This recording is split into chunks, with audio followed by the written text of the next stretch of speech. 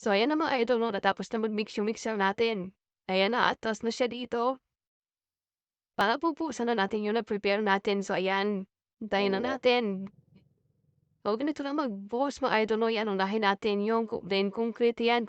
Kailangan basa yung semento natin diyan para hindi mahirapan yung mga tao na mag-ano, na magpala 'no. Kasi kusa lang siyang dadaloy dun sa ibaba. Kung basa, iyan mapapansin niyo hindi na nila pinapala-pala pa yung semento.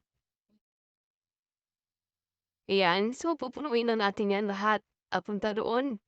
Kailangan lahat malagyanan siya para mamaya iisa na lang yung trabaho nila, magpapayan na lang sila ng bato. Tapos yung bato ayan na naka-prepare na, hindi na sila mahirapan masyado maghakot pa ng mga bato. O ganyan lang mga idol 'no, yan pabantin muna natin 'tong mixer.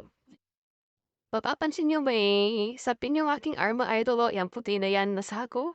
Para hindi tatalsik yung semento, hindi didikit diyan sa arm. Para hindi tayo mahirapan magtanggal kung matuyo.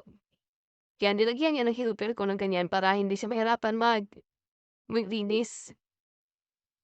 No, ganyan na siya mga idol 'no, ayan. Pupunuin na natin lahat yan.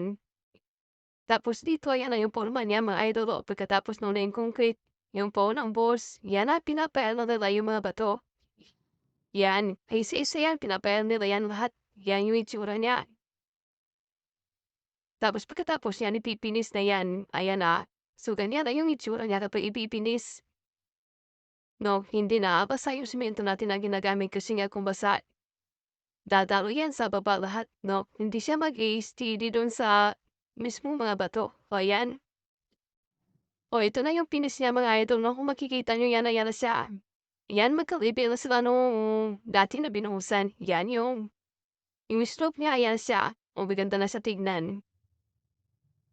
O ayan na siya. Yan, natapos na lahat. Mga almost 30 meters siguro yan. O yan na siya. Ang ganda ng pagkagawa at saka yung ito sa gitna mga idol, may hagdanan diyan kaya hindi yan binuhusama yan. May hagdanan siya diyan para ano, para sa hagdanan yan siya. So ito na siya.